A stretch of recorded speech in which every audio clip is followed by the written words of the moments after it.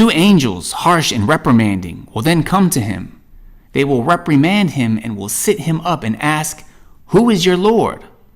The believer will reply, "My Lord is Allah." They will further ask, "What is your religion?" To which he will reply, "My religion is Islam." The 2 angels will then ask, "Who was that man who was sent to you?" He will reply, "He is the messenger of Allah." They will finally ask him, "And what did you do?"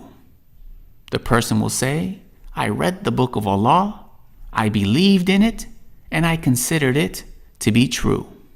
And that is the last trial the believer will experience. As you see, after 1400 years, Muslims till today, like this Saajid Lipham here, are terrified of the punishment of the grave.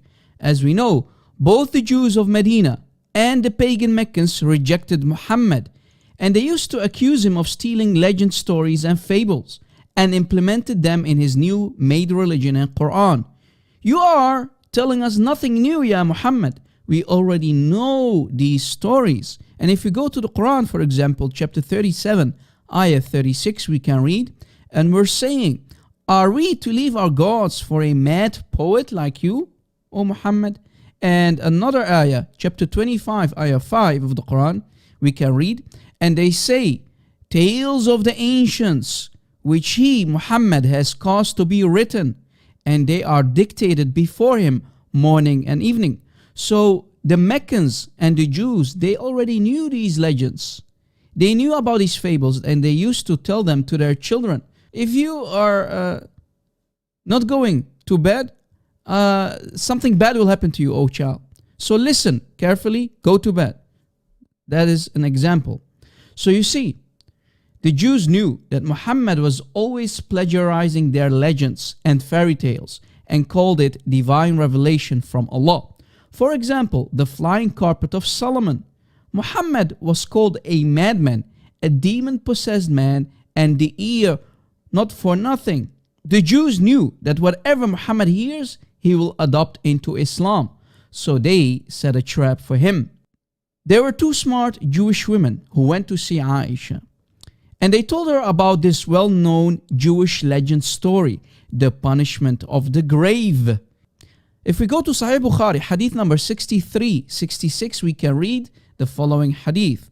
Narrated Aisha, 2 old ladies from among the Jewish ladies entered upon me and said, "The dead are punished in their graves, but I thought they were telling a lie." So as you see, Aisha immediately understood, there's something wrong here. They are telling me a lie. And if we continue reading, it says, "And did not believe them." So Aisha did not believe them in the beginning. When they went away and the Prophet entered upon me, Aisha says, I said, "O Allah's messenger," 2 old ladies, and she told them the whole story.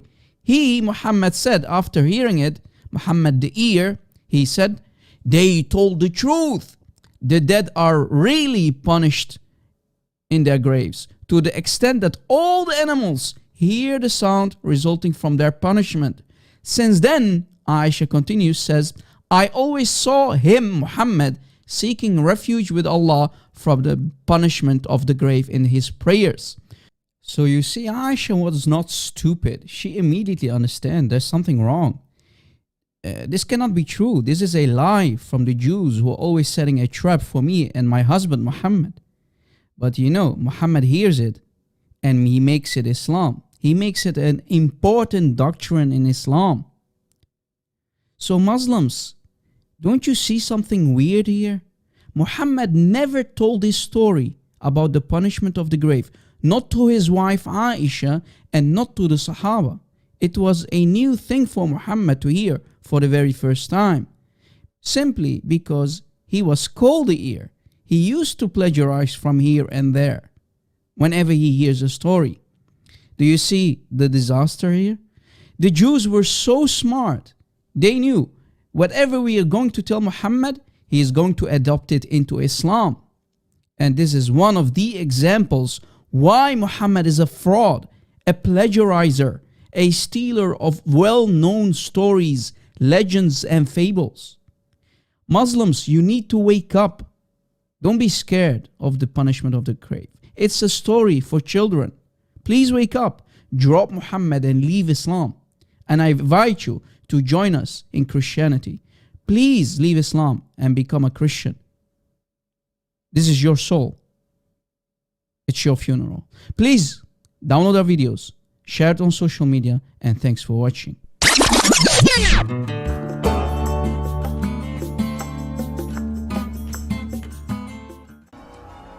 And when the soul leaves the deceased body and is carried to his grave, the righteous soul will say, "Bring me closer, bring me closer." And the wicked one will say, "Oh my Allah, where are they taking me?" After the funeral prayer on the deceased is over, the grave will say, "I am the house of exile, I am the house of loneliness, I am the house of dust, I am the house of worms." And as the hadith says, if the human is placed inside his grave and his friends start to leave, his soul returns back to him until he hears their footsteps fade away. And then suddenly two angels appear to him. Their names are Munkar wa Manakir, and they help the deceased to sit straight and start testing him. So if the deceased was a true Muslim believer, they will ask him, "Who is your Lord?" "My Lord is Allah." "What is your religion?" "My religion is Islam." "Who is the man who sent to you?" "He is Rasulullah." "And how do you know?" "I read the book of Allah and I believe in him and accepted him." So he finally passed the exam and he will be rewarded with the gift of Jannah. And an overwhelming voice from above will say, "Oh my righteous Abdul, quickly open for him the doors of Jannah." Then a man with beautiful appearance come by and says, "I am your righteous deeds." But for the kafir, the angels come and ask him, "Who is your Lord?" "I don't know, Madri." "What is your religion?" "I don't know." "Who is the man who lived among you?" "I don't know, Madri." And the angels tell him, "You don't know and you failed your test." And the poor man failed his exam and test, and the punishment of the grave starts, and a voice from heaven says, "He lied, bring down fire upon him."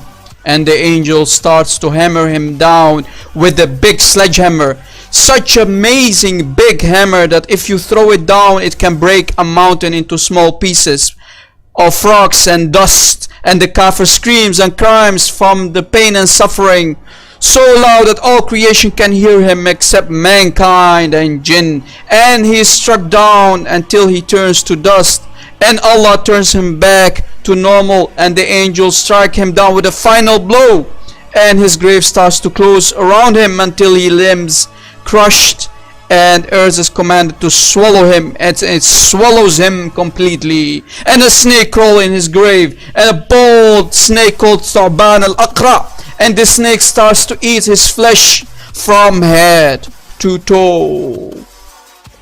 And a man appears from out of nowhere with an ugly face, filthy clothes, and a bad smell, and he says, "I'm your wicked deeds." And then his place in fire is shown to him.